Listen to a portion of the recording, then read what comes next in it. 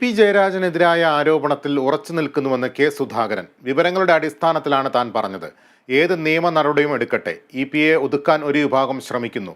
വായിൽ തോന്നിയത് വിളിച്ചു പറയുന്ന നന്ദകുമാറിനെ കേട്ട് തന്നോട് സംസാരിക്കരുതെന്നും കെ സുധാകരൻ പറഞ്ഞു.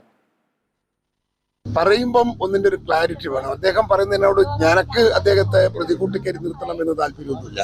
ഞാൻ അറിഞ്ഞ യാഥാർത്ഥ്യം ഞാൻ എക്സ്പോസ് ചെയ്തു പുറത്തു പറഞ്ഞു എന്നല്ലാതെ എന്റെ ഭാഗത്തുനിന്ന് ആഡ് ചെയ്തോ അല്ലെങ്കിൽ അദ്ദേഹത്തെ ഒന്ന് നാറ്റിക്കളയാൻ വിചാരിച്ചിട്ടൊന്നുമില്ല.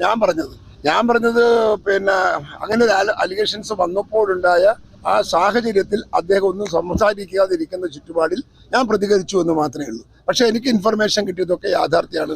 ആ ഇൻഫർമേഷൻസ് ഒക്കെ സത്യസന്ധമാണ് എന്ന് ഞാൻ വിശ്വസിക്കുകയാണ്. അല്ലെങ്കിൽ ഒരു പ്രശ്നമില്ല, നിയമ നടപടി എടുത്തോട്ടെ. അദ്ദേഹം തന്നെ പറഞ്ഞല്ലോ, കണ്ടു വന്നു എന്നൊക്കെ പറഞ്ഞല്ലോ.